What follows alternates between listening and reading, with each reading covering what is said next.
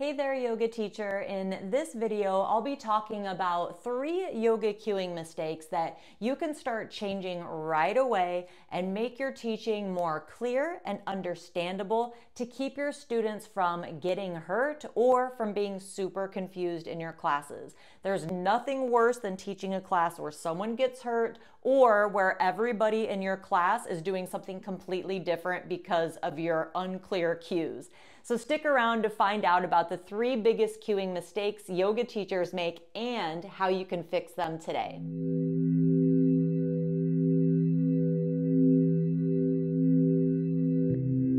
Hey there, my name is Crystal Gray, and I specialize in supporting newer yoga teachers by filling in the gaps between their yoga teacher training so they finally can have the confidence that they need to take the next step in their yoga teaching journey. Have you ever given a cueing class and noticed that your students are looking super confused, or worse, they're looking around at each other to try to figure out what in the heck you actually mean? Well, then you might be making one of these common cueing mistakes. Now, don't worry, we've all been there with messy cues, especially in the beginning. And in the beginning, it can feel like there's so much to learn that it can get very overwhelming and disheartening.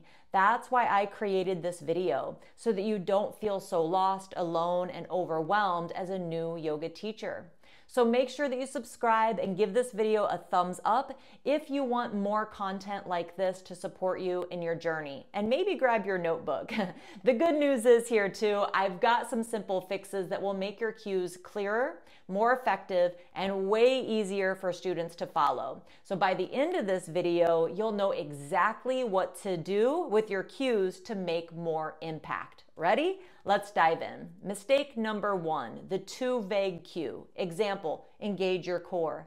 A better cue would be gently draw your lower belly in and up while softly hugging your ribs in. Why? Because most students don't actually know how to engage their core. Most often, newer students will think that you mean to either suck their belly in or completely flex their entire abdominal area, both of which would lead to extreme and prompt fatigue.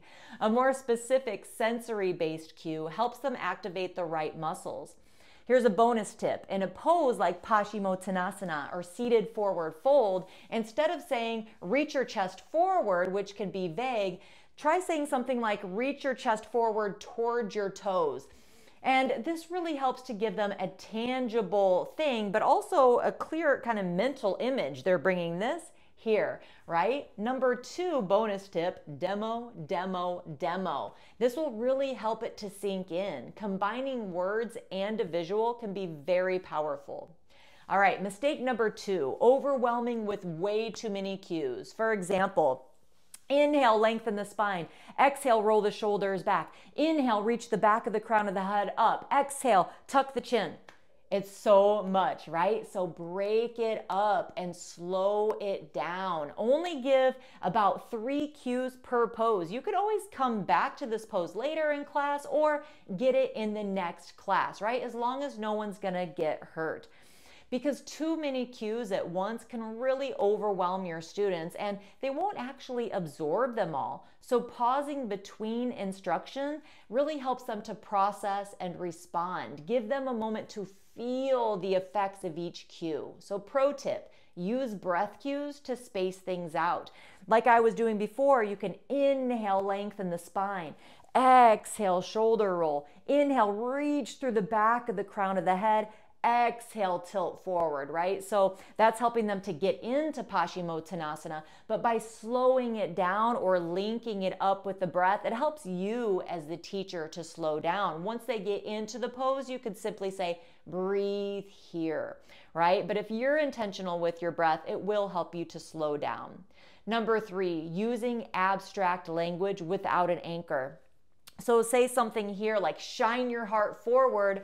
Again, pretty vague. It's pretty, but vague. So a better cue could be reach your chest forward towards your toes, shining your heart forward. and then maybe tell them why. That's a bonus tip. So a bonus tip would be to add on the why. That's to lengthen the spine, right? So reach your chest forward towards your toes, shining your heart forward and bringing length to the spine. This really helps them to embody the pose. It helps them to feel it and to really know why they're doing the things that they're doing, and it'll help it to sink in so that they can remember it. All right, so again, remember, you don't have to give every single cue every single time in the pose. Just make sure no one's doing something kind of dangerous, and don't give too many cues at once, and slow it down. Really giving tangible action items your students can do. So as you already knew, cueing is super, super important and can dramatically impact your classes. Let me know in the comments, what's a cue that you've heard before that was really confusing, or what's a pose that you have a really hard time cueing, and we'll workshop it together down in the comments. I'm more than happy to help. And don't forget to give this video a thumbs up if it was helpful. That really helps me to know that I need to create more content like this. Subscribe so you don't miss my next video, and I'll see you next time. Have a great day. Bye.